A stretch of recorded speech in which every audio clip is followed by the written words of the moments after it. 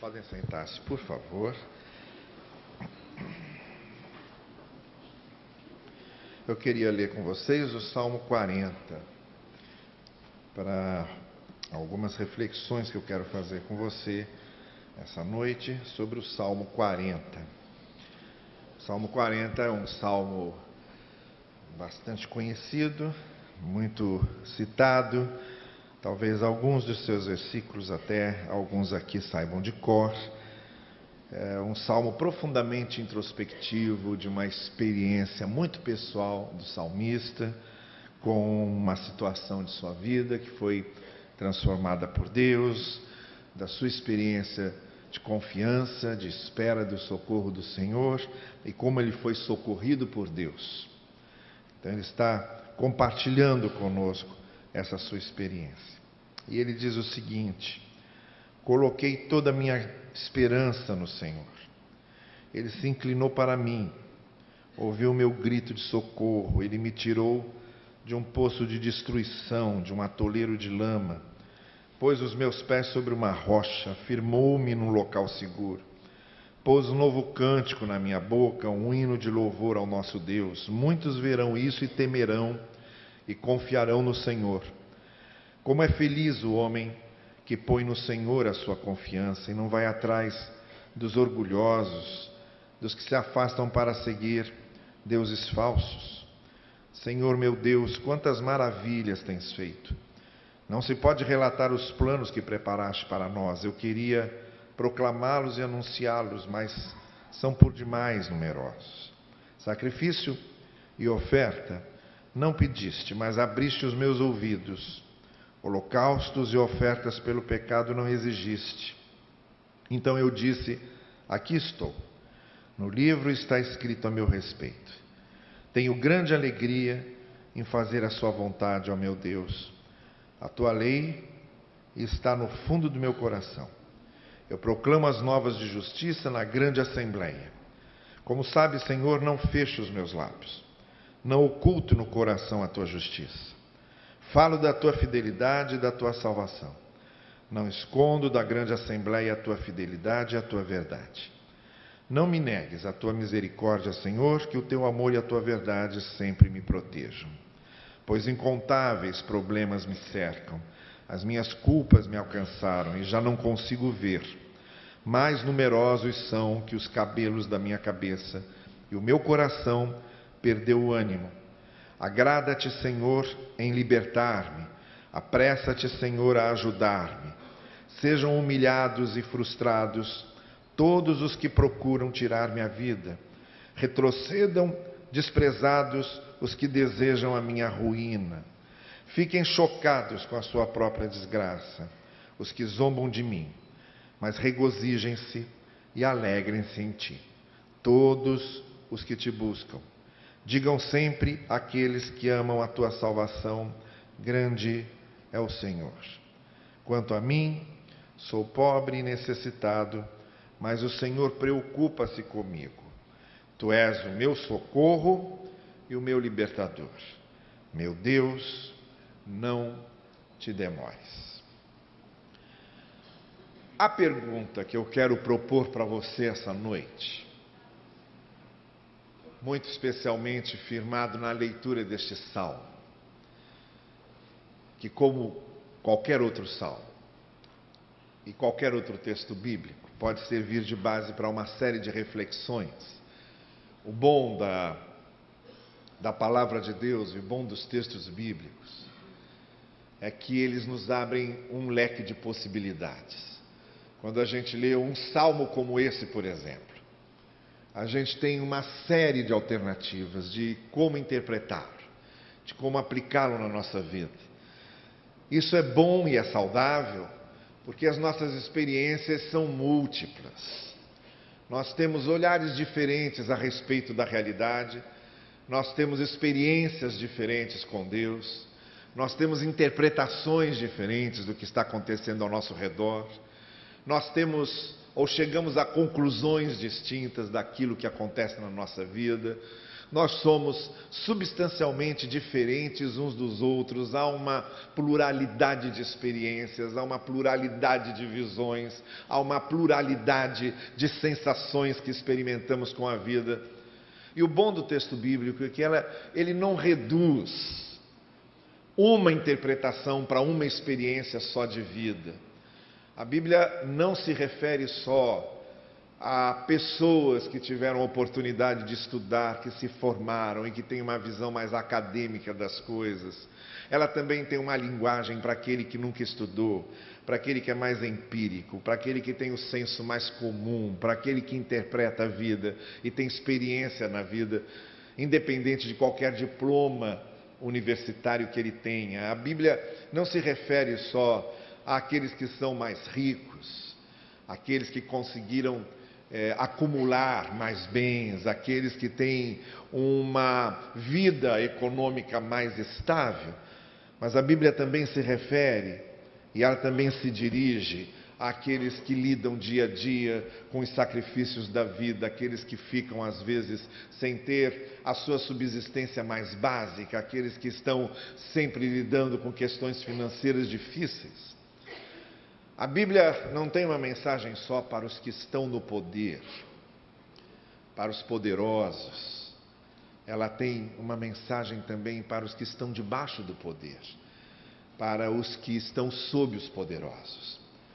Então, o mesmo texto, que às vezes é usado para uma pessoa numa determinada circunstância e numa determinada situação, aquele mesmo texto fala completamente diferente para uma outra pessoa numa situação diferente.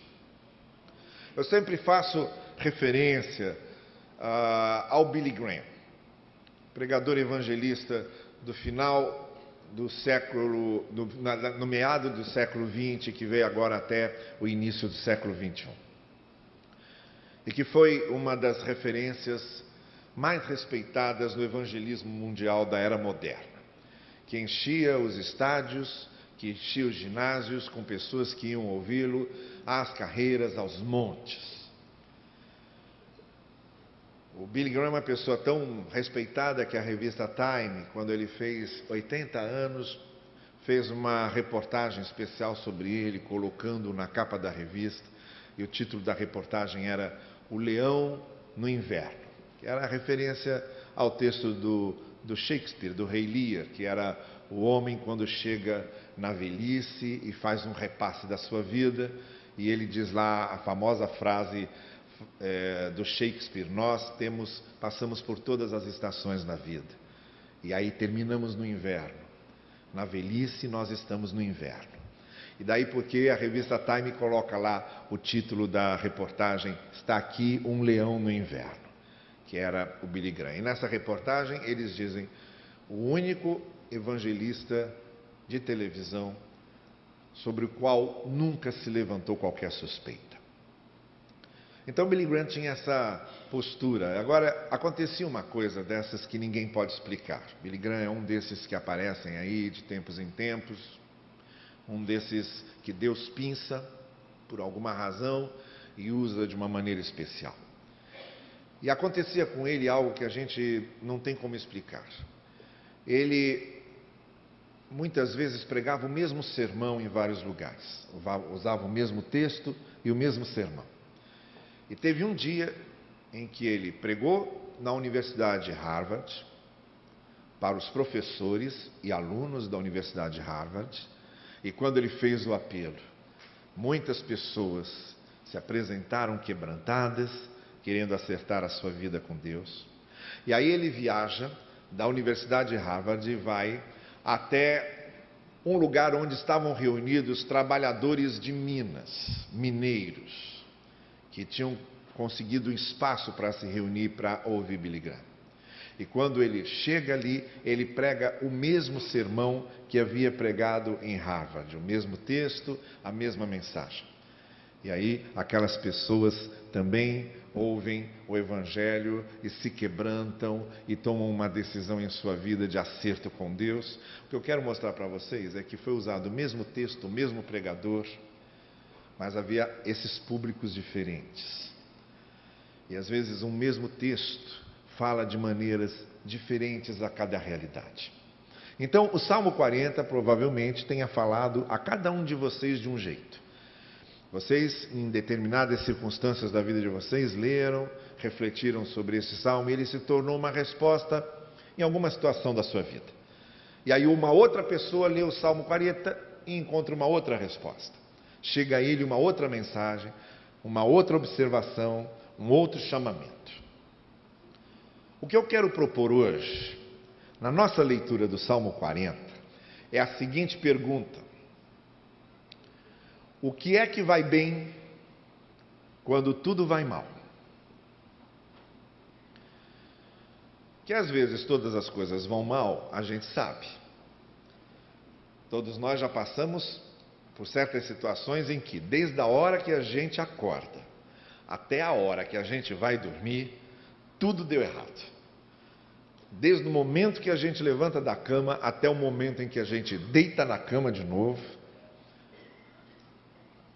a gente passa por uma série de situações, levanta da cama, já bate com o dedo no pé da cama, dali já tropeça no banheiro e quase cai, chega para tomar café, a cafeteira queimou, não tem como fazer café, vai pegar o carro para trabalhar, o pneu está furado, tem que trocar o pneu, aí chega no trabalho, fica sabendo que foi demitido, sai de lá, fica zanzando pela rua, com o último dinheiro que te restou, é assaltado. E aí depois você resolve voltar para casa. Quando você está voltando para casa, é assaltado de novo. E aí você diz para o ladrão: olha, alguém concorrendo com você passou aqui primeiro e eu não tenho mais o que te dar. E aí finalmente você chega em casa e você pergunta: meu Deus, o que aconteceu hoje que deu tudo errado? Aí você começa a passar mal, vai e descobre que está com uma crise de apendicite e precisa operar de última hora. Então, desde que você acordou até a hora que você vai deitar, aconteceu alguma coisa que deu tudo errado. Não é essa a impressão que você tem muitas vezes? Aquela vontade de olhar para cima e dizer: não basta, ainda isso, mais isso. Que as coisas às vezes vão bem mal. A gente sabe que isso pode acontecer na nossa vida. O que eu estou perguntando hoje é o que é que no meio de tudo que vai mal, pode ir bem? Quando a gente começa a avaliar o que está ao nosso redor e vê que está tudo indo mal, o que é que a gente pode descobrir que vai bem no meio disso? O que é que a gente pode flagrar e dizer: não, isso aqui está indo bem? O que a gente pode olhar e entender? Bom, isso aqui é uma coisa positiva. O que é que vai bem quando vai tudo mal? E se a gente prestar bem atenção nesse salmista e nesse salmo que nós acabamos de ler, a gente vai ver que as coisas não estavam muito boas lá para o lado dele. Ele está aqui falando de uma série de situações, de uma série de dificuldades, de uma série de adversidades, e a gente pode contar, sem dificuldade nenhuma, o que é que ia mal. Mas a gente começa a perceber também que no meio das coisas que iam mal, algumas coisas estavam indo bem. E se a gente lê um pouco mais atentamente, a gente percebe que a grande maioria das coisas que iam mal pertenciam ao lado de fora. Do lado de fora, as coisas iam bem mal. E a gente começa a perceber que o que ia bem era o que estava do lado de dentro. O salmista faz referência a uma série de coisas que iam mal por fora. Mas também ele enumera algumas coisas que iam muito bem por dentro. E o que ele está querendo nos dizer, de uma maneira geral, é que quando as coisas por dentro estão acertadas, quando as coisas por dentro estão alinhadas, quando as coisas por dentro estão equilibradas, a gente consegue enfrentar, conviver e suportar as coisas que não vão bem do lado de fora.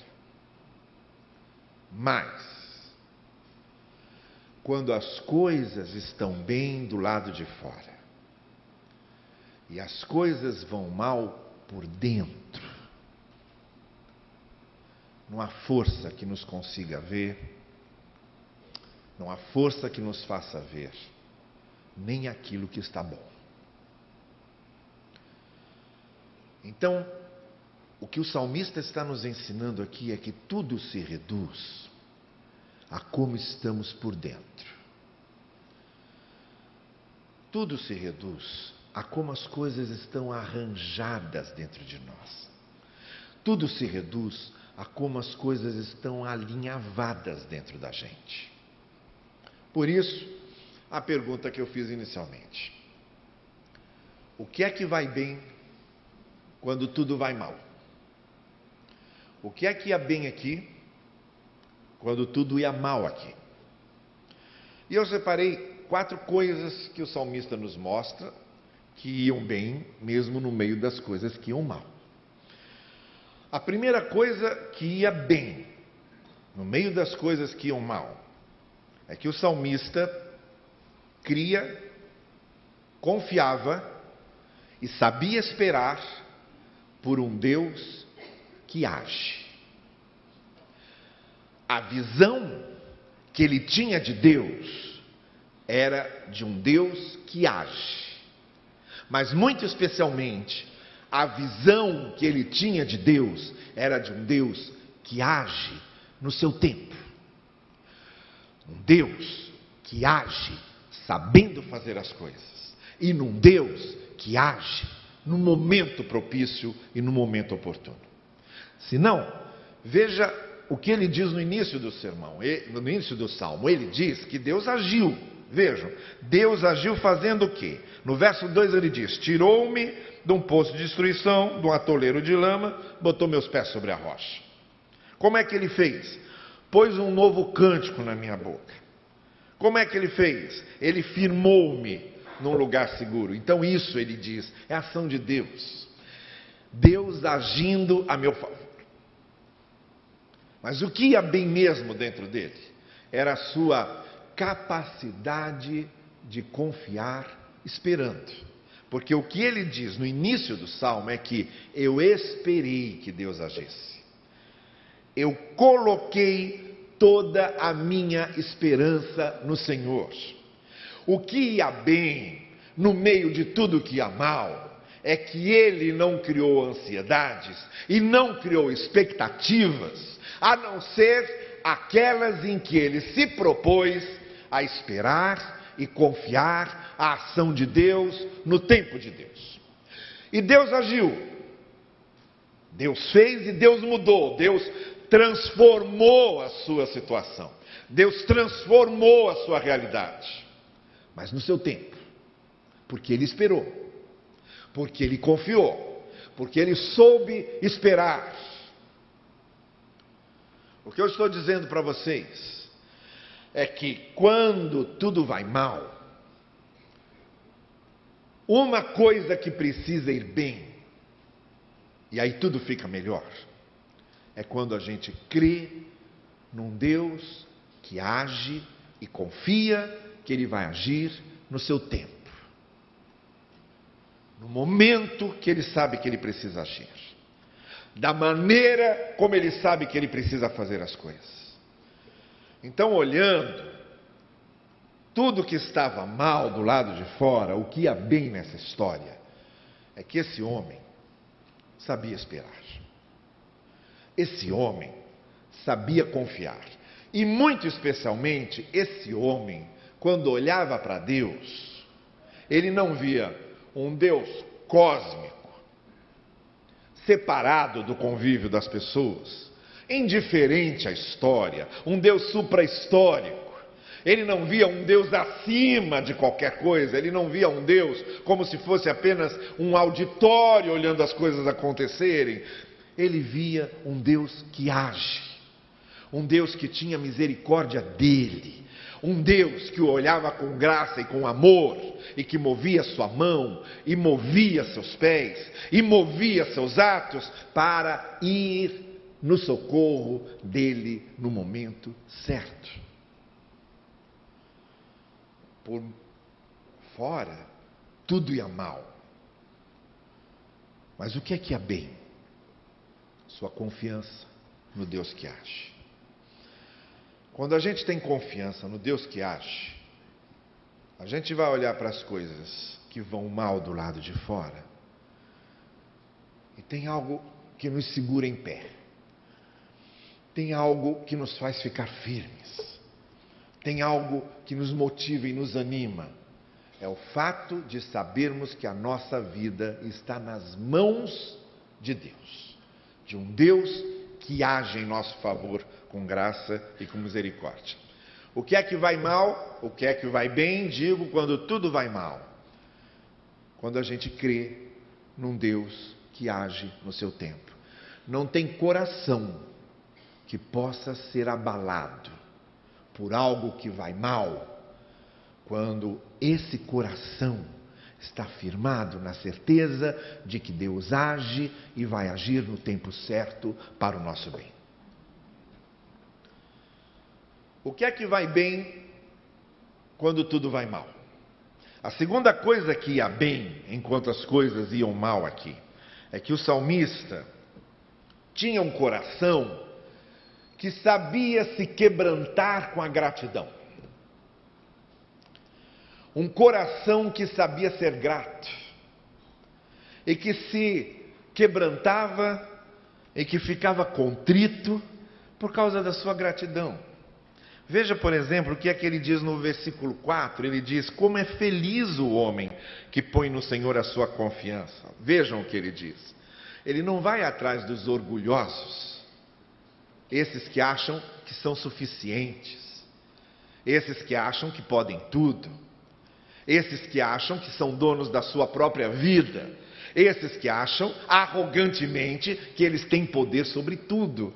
Ele não faz como os orgulhosos. Ele se quebranta. Ele olha, como diz o verso 5, e diz, quantas maravilhas tu tens feito. Ele olha, como diz o verso 5, e diz, são tantas maravilhas que eu não consigo relatar tudo aquilo que tu tens feito por mim. Eu gostaria de proclamar essas coisas às outras pessoas, mas são muitas bênçãos. Agora vejam, esse homem está no meio de um redemoinho, ou esteve no meio dele. Esse homem estava no meio de uma série de adversidades. Ele olhava e tudo ia mal. Mas sabe o que é que ia bem ali? A sua capacidade de ser grato pelas coisas que Deus já tinha feito. Sabe o que acontece conosco muitas vezes? Nós somos esse tipo de gente. Todos nós.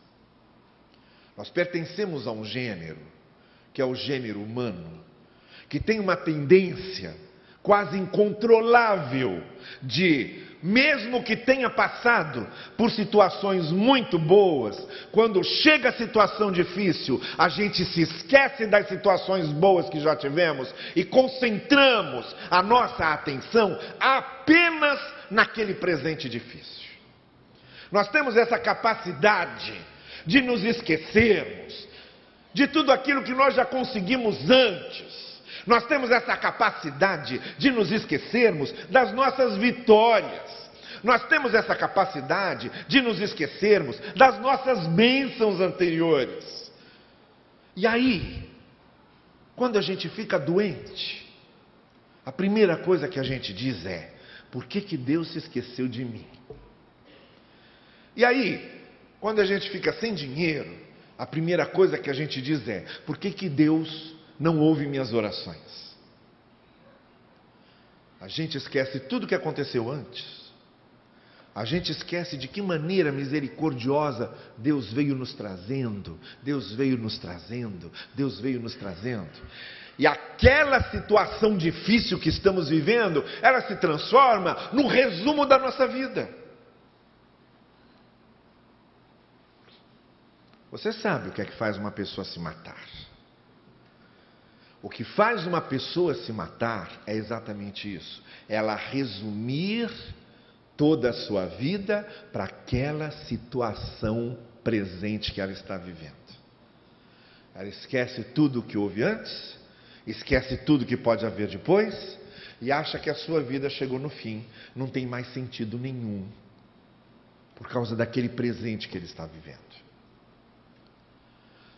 Quando tudo vai mal, mas a gente tem um coração grato, a gente reconhece as bênçãos que nós já recebemos de Deus, a gente reconhece de que maneira Deus já nos sustentou outras vezes, a gente reconhece como nós conseguimos superar outros problemas, às vezes muito mais graves e perigosos do que os que estamos vivendo atualmente. E o nosso coração se quebranta por causa disso, porque o salmista também vai dizer, olha, sacrifício e oferta não interessam para Deus. Aquele negócio que os judeus faziam, de pegar os animais e sacrificar diante de Deus, o salmista está dizendo, olha, esses holocaustos, essas ofertas, não significam muita coisa quando o nosso coração não está quebrantado. Vamos traduzir para a linguagem de hoje e para a nossa realidade. O salmista está dizendo o seguinte: Deus não quer culto. Deus não quer que a gente fique cantando. Deus não quer que a gente venha ao templo. Deus não quer que nós nos reunamos aqui para oferecer esses sacrifícios de louvor. Deus não quer isso. Se isso não estiver acompanhado de um coração grato. Se isso não estiver acompanhado de um coração quebrantado. Quando tudo vai mal, mas dentro da gente, bate um coração que se quebranta de agradecimento. Bate um coração que está contrito de gratidão. Então a gente começa a ter alguns olhares bons a respeito de tudo que está acontecendo. Deixa eu contar uma coisa para vocês. Eu sempre costumo dizer para as pessoas que a gente devia evitar reclamar de certas situações, porque a gente não sabe do que a graça de Deus pode estar livrando a gente. Quando você chega atrasado no ponto de ônibus e o seu ônibus já saiu, e a primeira coisa que você faz é amaldiçoar alguma coisa, amaldiçoa o motorista porque ele não te esperou, amaldiçoa o ônibus porque ele não te esperou, amaldiçoa o horário que não deu tempo. Talvez a primeira coisa que você devia dizer é o seguinte: olha, a minha vida está na graça de Deus, está nas mãos da graça, sabe-se lá do que é que a graça de Deus está me livrando por eu ter perdido esse ônibus. E aí deixa eu contar uma coisa para vocês que aconteceu comigo e com minha filha. Era um domingo, nós estávamos nos preparando para vir para cá, minha filha Laura tinha tirado a carteira de motorista há pouco tempo. Vocês sabem que esses jovens, quando fazem 18 anos, no dia seguinte já querem tirar a carteira de motorista, é uma doença isso. E ela fez exatamente isso, 18 anos, logo foi para a autoescola. E vocês sabem também que quando esses jovens tiram carteira de motorista, eles estão doidos para dirigir. Querem dirigir o tempo todo. E aí, no domingo, nós estávamos vindo para cá, eu e Laura.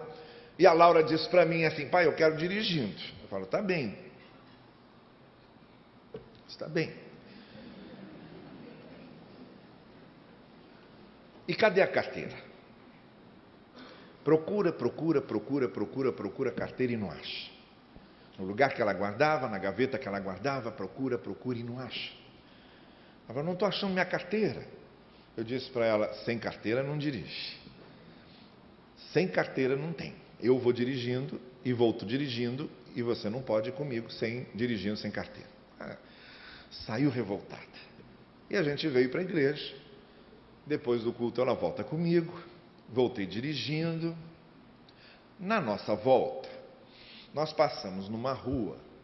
E quando estávamos nos aproximando de uma esquina, veio um motoqueiro na frente Ele entrou na nossa frente sem olhar. Atrás dele vem um outro carro que estava evidentemente perseguindo. E os dois param na nossa frente. O motoqueiro dá meia volta na moto e vem na contramão na nossa direção. No carro da frente, o motorista simplesmente sai do carro, saca uma arma e começa a atirar, aponta para a gente e começa a atirar no motoqueiro que havia passado pela gente. E dá lá uns 4, 5 tiros. A Laura se abaixou e começou a gritar: meu Deus, meu Deus, meu Deus, meu Deus. Eu lá mantive a calma. Deus sempre me deu muita calma. Depois eu não durmo direito, mas na hora Deus sempre me deu muita calma. Mantive a calma. E aí ele entra no carro, dá meia volta no carro e também entra na contramão e vai atrás do motoqueiro. Não sei o que aconteceu depois. A menina estava descontrolada. Eu virei para ela e falei assim: você já imaginou se você estivesse dirigindo agora na volta? Você já imaginou o que poderia ter acontecido aqui com você nervosa desse jeito, dirigindo nesse volante? Aí quando chegamos em casa, a primeira coisa que ela encontra é a carteira de motorista na gaveta, em cima de tudo. Exatamente no lugar que ela tinha procurado o tempo inteiro e não tinha encontrado. Aí eu disse para ela: olha, você lembra daquilo que eu falei? A gente nunca sabe do que a graça de Deus está protegendo a gente. Por isso que o salmista diz: olha, eu conservo um coração grato. Eu conservo um coração grato que sabe reconhecer que as bênçãos vêm de Deus e que no momento em que tudo vai mal, consegue se lembrar das coisas que já foram boas, consegue se lembrar das bênçãos que Deus nos deu. E aí tudo fica mais fácil enfrentar e tudo fica mais fácil superar. Quando as coisas vão mal, ou quando tudo vai mal, o que é que vai bem? A terceira coisa que ia bem na vida daquele salmista é que ele, mesmo no meio de tanta coisa dando errado, ele continuava defendendo o que era justo e o que era certo. Vejam que ele diz no verso 8: tenho grande alegria em fazer a tua vontade. A tua lei está no fundo do meu coração. Eu proclamo as novas de justiça na grande assembleia. Não oculto no coração a tua justiça. Falo da tua fidelidade e da tua salvação. Sabe o que ele está dizendo aqui? Ele está dizendo o seguinte: olha, pode dar tudo errado ao meu redor, mas uma coisa eu não deixo de fazer: eu não deixo de defender o que é justo e não deixo de defender o que é certo. As adversidades da vida podem me colocar em situações muito difíceis. As dificuldades da vida e as lutas da vida podem me abalar profundamente. Mas uma coisa, quando tudo vai mal, não consegue fazer comigo: não muda o meu caráter. Não muda a importância que eu dou à justiça, às coisas justas, às coisas certas. Eu não vendo os meus princípios. Eu não negocio os meus valores. Quando tudo vai mal, o que é que vai bem? O que vai bem é quando eu continuo sendo a mesma pessoa. Quando o meu caráter continua sendo o mesmo. Quando as coisas ruins da vida não me tornam uma pessoa ruim. Quando as coisas desonestas ao meu redor não me tornam uma pessoa desonesta. Quando as maldades que acontecem à minha volta não me tornam uma pessoa má. porque as coisas que acontecem de errado ao meu redor não mudam o amor que tenho pelo que é certo, pela justiça e pelos ensinos da palavra. Tudo pode ir muito mal ao redor, mas o meu coração continua preso aos ensinos da palavra, à justiça, às coisas certas e ao bem que a palavra de Deus faz a mim. Nós sabemos também que muitas vezes, numa situação difícil, nós nos tornamos frágeis morais. Às vezes, o nosso caráter não tem verniz suficiente, não tem firmeza suficiente para se manter de forma correta. E às vezes, nós somos sim subornados, às vezes, nós nos vendemos, às vezes, nós nos tornamos reféns de situações que aparentemente vão nos dar vantagens, às vezes, nós pisamos sim em cima de outros, desrespeitamos direitos de outros, nos insensibilizamos com os outros, quando queremos chegar a determinados lugares que nós achamos que devemos estar lá. Mas com esse salmista não. Ele passava uma série de situações difíceis, mas uma coisa não mudava dentro dele, era a visão que ele tinha do que era justo e do que era certo. E permanecia firme e caminhando nesse caminho da justiça e das coisas corretas. O que é que vai bem quando tudo vai mal? Eu disse que eram 4 coisas, eu vou citar a última. A primeira é essa: quando eu creio num Deus que age no seu tempo. Quando tudo vai mal, isso vai bem. Em segundo lugar, quando tudo vai mal, o que está bem dentro de mim é o meu coração que se quebranta de gratidão. O meu coração que sabe se lembrar e agradecer pelas coisas boas que Deus já me fez. O que acontece de bom quando tudo vai mal é quando eu continuo preso ao que é certo, ao que é justo, de acordo com os ensinos da palavra de Deus. E finalmente, o que é que vai bem quando vai tudo mal? O que vai bem é que eu nunca perco de vista a bondade de Deus.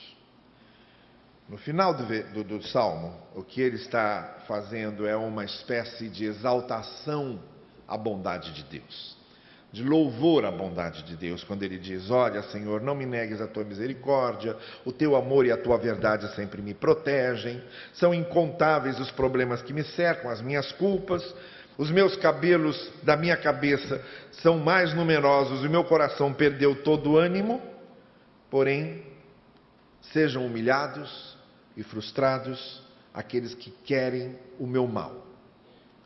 A minha vida não está nas mãos daqueles que querem o meu mal. A minha vida está nas mãos daquele que quer o meu bem. Então ele diz: regozijem-se e alegrem-se todos os que te buscam. Digam sempre aqueles que amam a tua salvação: grande é o Senhor. Quanto a mim, eu sou pobre e necessitado, mas o Senhor preocupa-se comigo.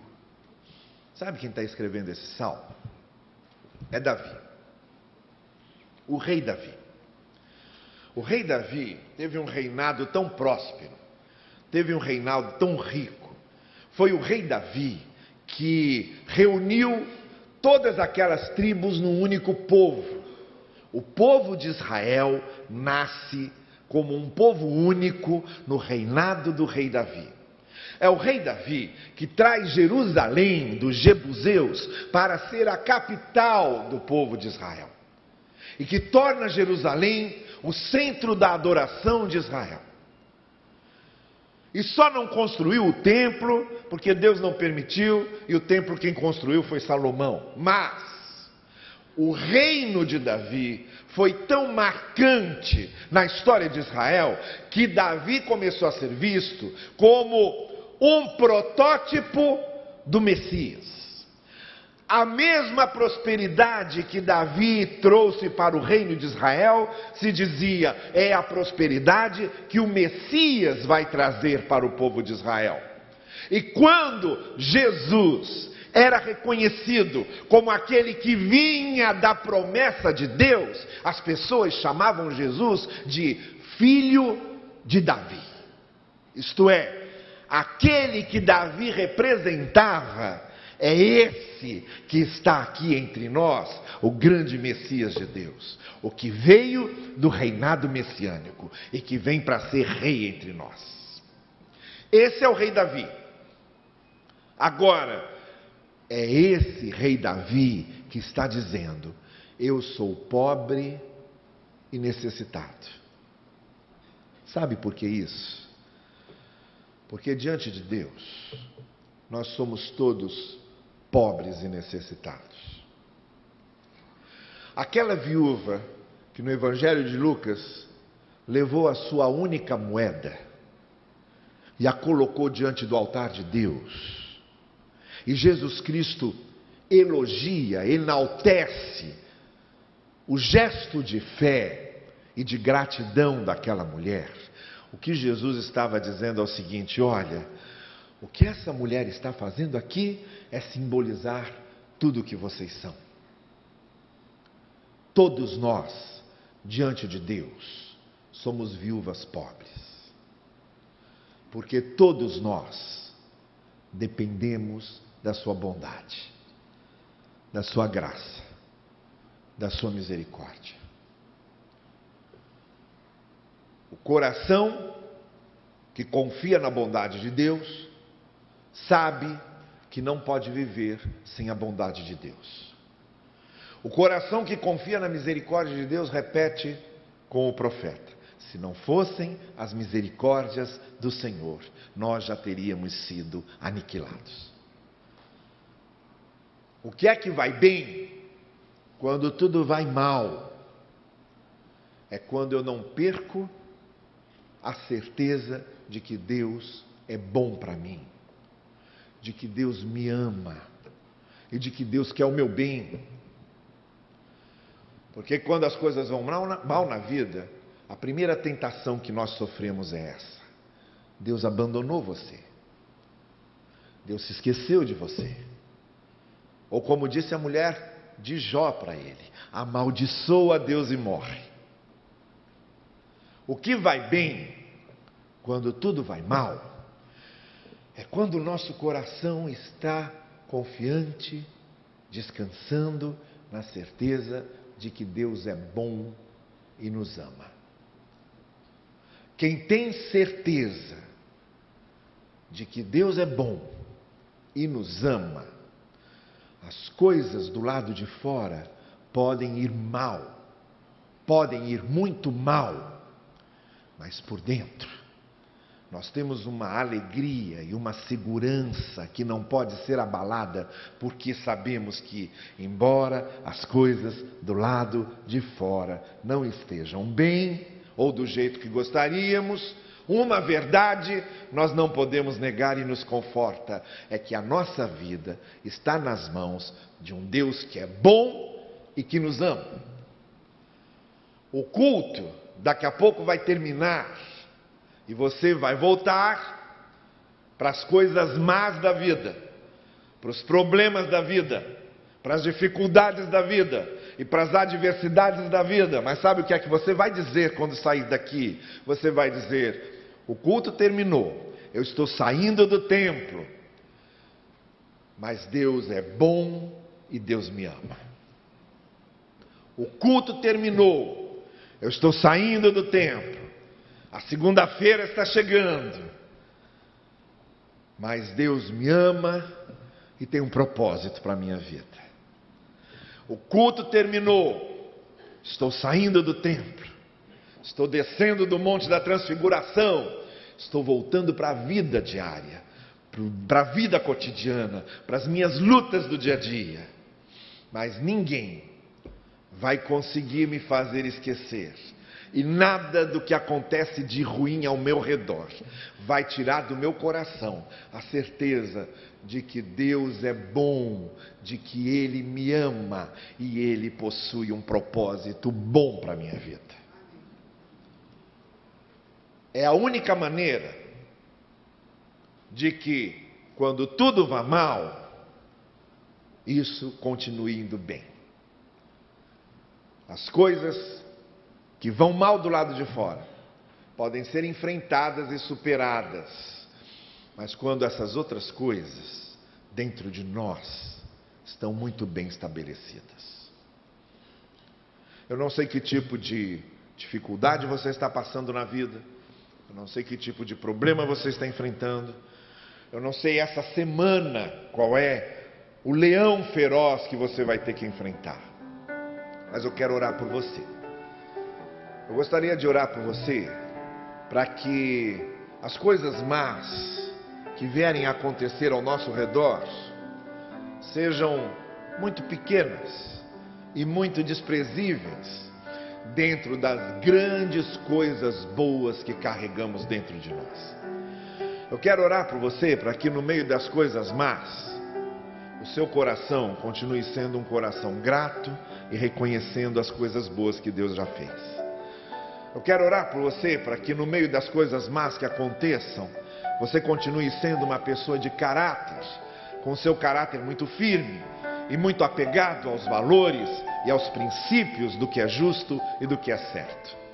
Eu quero orar por você para que no meio das coisas más que aconteçam, você continue certo e confiante de que Deus age e faz as coisas no tempo dele. Eu quero orar por você, para que no meio das coisas ruins que venham a acontecer, você continue tendo a certeza de que Deus é bom, Deus ama você, tem um plano para a sua vida e tem um propósito para você. Vamos ficar todos em pé e nós vamos cantar com o grupo de louvor o cântico que eles vão nos conduzir. E você que quer orar comigo, você que essa noite quer renovar a sua confiança no Senhor, quer ter a certeza de que no meio das coisas más, essas coisas boas podem permanecer dentro de você, eu vou descer aqui e vocês todos que quiserem orar comigo, que quiserem sair daqui com essa certeza, saia do seu lugar, vem aqui à frente, vem orar comigo, que eu quero orar por você agora.